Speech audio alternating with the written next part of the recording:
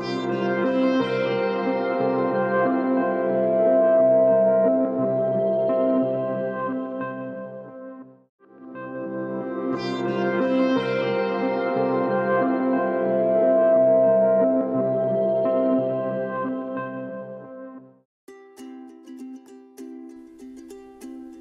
semua, perkenalkan saya Dr. Wendy, spesialis kulit dan kelamin. Kali ini saya akan membahas tentang morfologi lesi kulit atau efloresensi.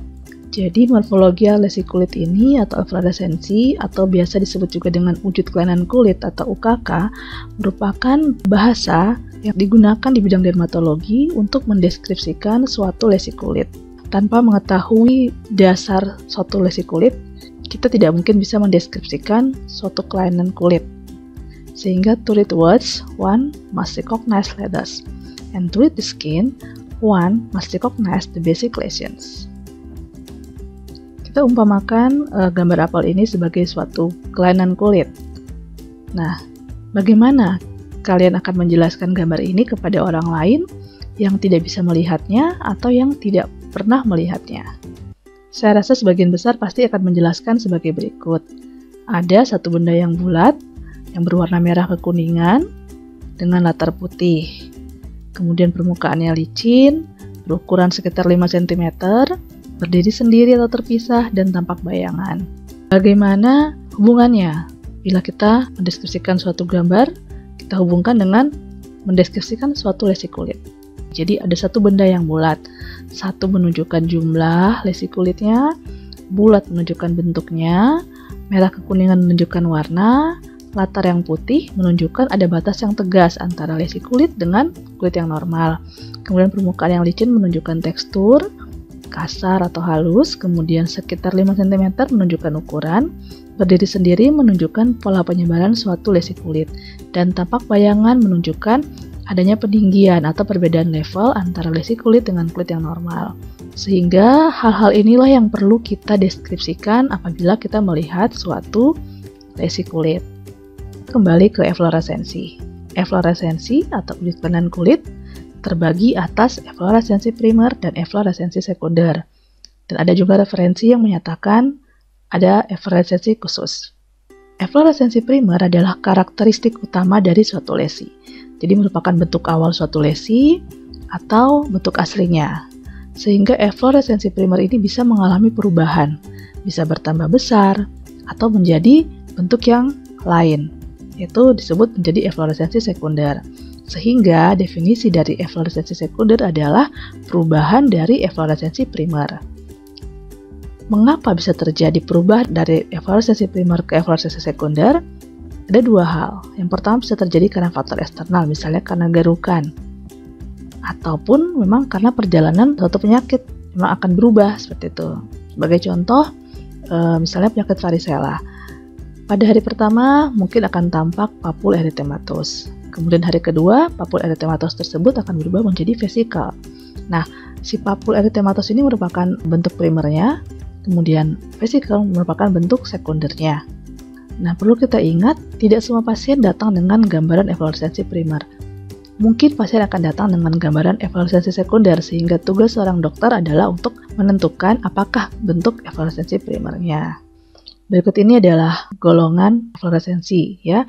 Jadi yang termasuk dalam efloresensi primer adalah makula, papula, plak, nodul, vesikel, bula, pustul, erosi, ataupun ulcerasi. Sedangkan yang digolongkan dalam efloresensi sekunder adalah squama, krusta, lichenifikasi, fisura, ataupun atrofi. Nah, yang dimasukkan dalam efloresensi khusus adalah bentuk komedo, telangiectasis, canaliculi, dan melia. Kita akan bahas satu persatu setiap efloresensi tersebut. Kita mulai dengan bentuk makula. Makula, macule, atau patch adalah perubahan warna yang berbatas tegas dan tidak teraba. Jadi, kalau dipalpasi, ini tidak akan teraba ada peninggian atau perbedaan level kulit. Makula bisa digolongkan dalam makula hipopigmentasi berwarna putih atau makula hiperpigmentasi berwarna lebih gelap ataupun makula erythematosus.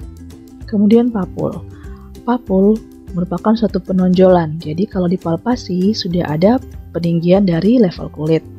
Konsistensinya keras, jadi teraba keras, dan batasnya tegas antara papul dengan kulit yang normal, tampak jelas batasnya.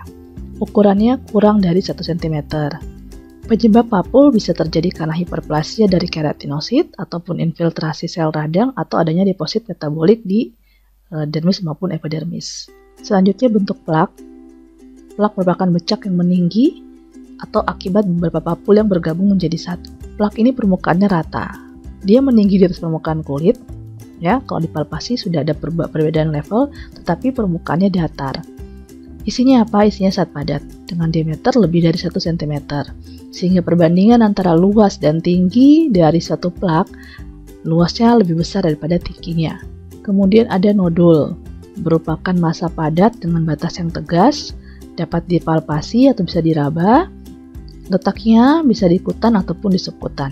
Ukurannya lebih dari 1 cm. Lalu ada urtika. Urtika merupakan elevasi kulit yang bersifat sementara. Kenapa terjadi urtika? Karena adanya edema di lapisan dermis. Urtika ini biasanya ditemukan berwarna pucat dengan tepinya yang kemerahan. Lalu ada vesikel, berupa gelembung yang berbatas tegas. Isinya cairan yang jernih atau serosa atau hemoragik. Ukurannya kurang dari 1 cm. Vesikel bisa berkembang menjadi pustul, ataupun mengalami umbilikasi, atau menjadi erosi. Lalu bula. Bula merupakan gelembung, batasnya juga tegas. Isinya jernih, seros atau hemoragik sama seperti vesikel, tetapi bedanya adalah ukuran bula lebih dari 1 cm. Nah, bula ini bisa terbentuk dari beberapa vesikel yang berdekatan lalu menyatu. Bula pecah menjadi erosi. Lalu ada pustul. Pustul adalah gelembung yang berbatas tegas, namun bedanya isinya adalah cairan purulen. Bisa juga referensi menyebutkan bahwa pustul adalah vesikel yang berisi nanah, karena cairan purulen ini dimaksudkan adalah berisi nanah. Jadi kalau bisa lihat gambarnya, dia berisi cairan berwarna kekuningan. Kemudian ada krusta, yaitu serum atau darah atau pus yang mengering di atas permukaan kulit. Jadi sebelumnya bisa ada vesikel, bisa juga ada erosi. Krusta ini bisa bercampur benda asin, mengandung jaringan nekrotik ataupun mengandung bakteri. Lalu squama atau hiperkeratosis merupakan akumulasi atau penumpukan dari stratum korneum yang terlepas, terjadi akibat proliferasi berlebihan dari keratinosit atau desquamasi yang tertunda sehingga tampak bersisi kulitnya. Lalu erosi. Erosi adalah kehilangan jaringan kulit yang tidak melampaui stratum basalis, sehingga pada waktu pemeriksaan fisik akan tidak berdarah. Jadi kulitnya terlepas tetapi tidak berdarah. Kemudian jika sembuh, dia tidak akan meninggalkan sicatrix. Lebih dalam dari erosi adalah ekskoriasi. Ekskoriasi adalah kehilangan jaringan yang sudah mencapai stratum papilaris, jadi sudah mencapai ke dermis bagian papilaris. Apa tandanya? Akan tampak titik perdarahan.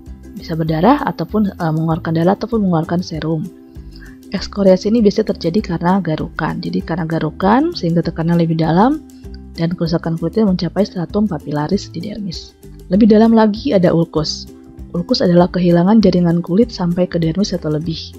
Bisa sampai ke subkutan. Nah, untuk ulkus ini kalau kita deskripsikan dalam suatu status dermatologis, kita harus mendeskripsikan ukurannya, bentuknya, kedalamannya, tepi ulkus dan dasarnya seperti apa. Kemudian bila menyembuh, ulkus ini akan meninggalkan sicatrix. Lalu ada fisura. Fisura atau kulit retak-retak. Nah, ini disebabkan oleh kulit yang kering, menebal, dan kehilangan elastisitasnya. Lalu ada lekanifikasi. Lekanifikasi merupakan penebalan kulit disertai relief kulit yang semakin jelas. Jadi kulitnya menebal. Kalau bisa lihat, di sini adalah epidermisnya yang menebal. Kemudian, kenapa bisa terjadi lekanifikasi? Ini akibat gosokan atau garukan yang berulang. Biasanya sih lekanifikasi bersamaan dengan ditemukannya fisura. Lalu ada scar, yaitu penggantian jaringan fibrosa. Scar ini terbentuk setelah sebelumnya terjadi ulkus atau luka. Scar bisa terjadi scar yang atrofi, atau scar yang eutrofi, ataupun scar yang hipertrofi.